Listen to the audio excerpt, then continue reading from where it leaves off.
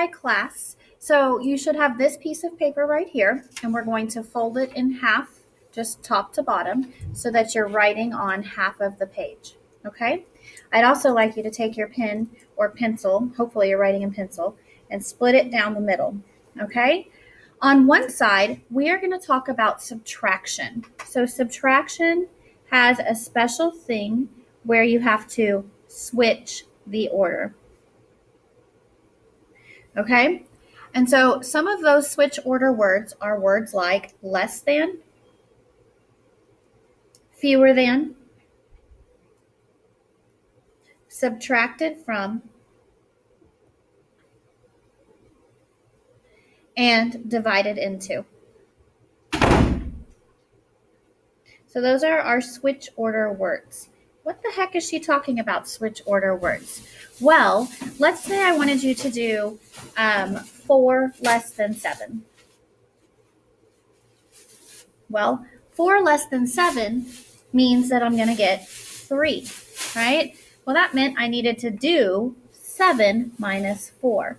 Do you see how it switched the order? The 4 came first in our words, but when I wrote my expression, it came second. And the 7 was first in my words, and when I wrote my expression, it was second in my words, and when I wrote my expression, it came first. So what I suggest you do is you circle that switch order word, that switch order phrase. So that's less than, okay? And when you circle that phrase, you're going to underline the amounts before and after that phrase. And then you're going to make sure that you put a subtraction sign and you switch their order. Okay, so let's write that down. Circle the switch order phrase.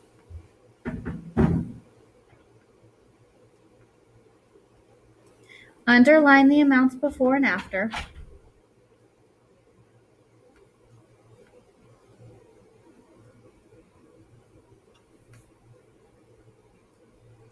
And then switch the order.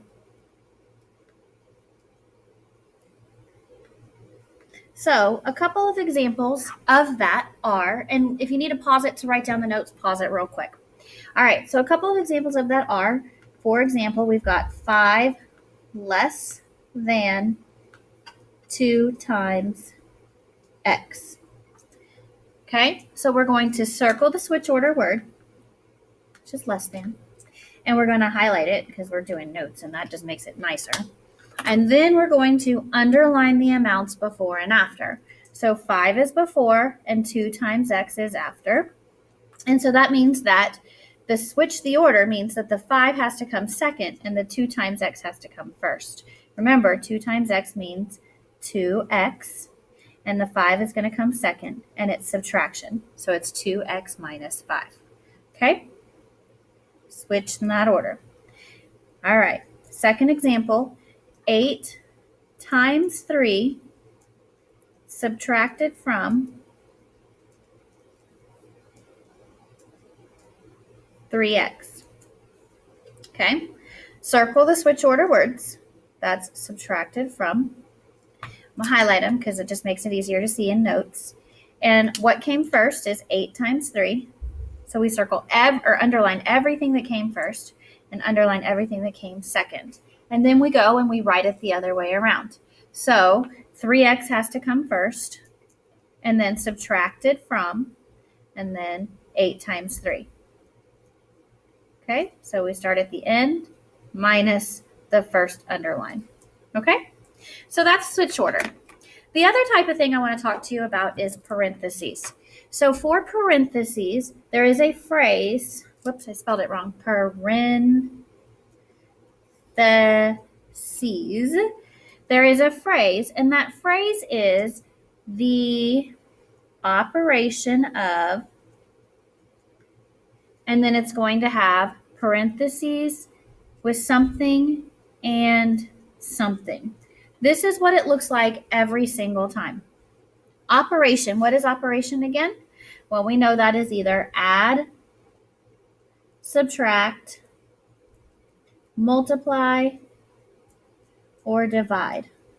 Okay? Now, these phrases are going to not say the add of, they're going to say what? They're going to say the sum of. They're not going to say the subtract of. They're going to say the difference of. They're not going to say the multiply of. They're going to say the product of. And they're not going to say the divide of. They're going to say the quotient of. Okay? So what you're going to do if you see this phrase is whatever is right here, sum, difference, product, quotient, that's what you put right here.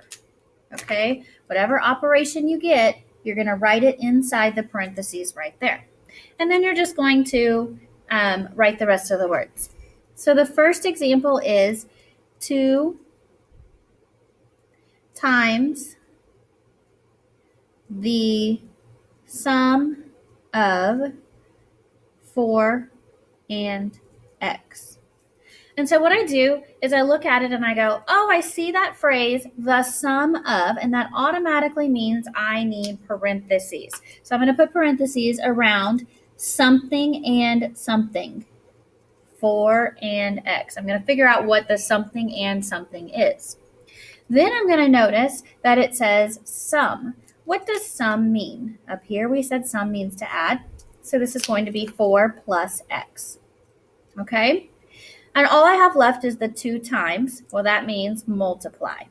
So what we're going to get here for my answer is 2 parentheses 4 plus x. 2 times, this just doesn't mean anything besides open me some parentheses. So 2 times parentheses 4 plus x. Done. Okay? All right, next example. 5 times the difference of 3 and twice x. Okay? Now remember, pause the video if you need to. If you don't have enough time to write this down, pause it before I go on. This is part of the learning process. So start off with 5 times. That means to multiply. The difference of. Oh, there's that phrase, the something of. So that means I need to do parentheses. And I need to highlight the word and. What does and mean in this problem? Well, it means difference, so that means to subtract.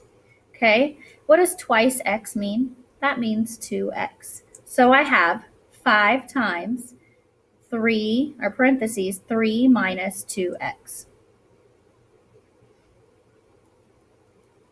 Okay, all right, next example.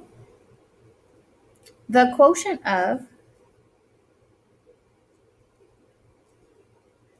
4 and a number times 3.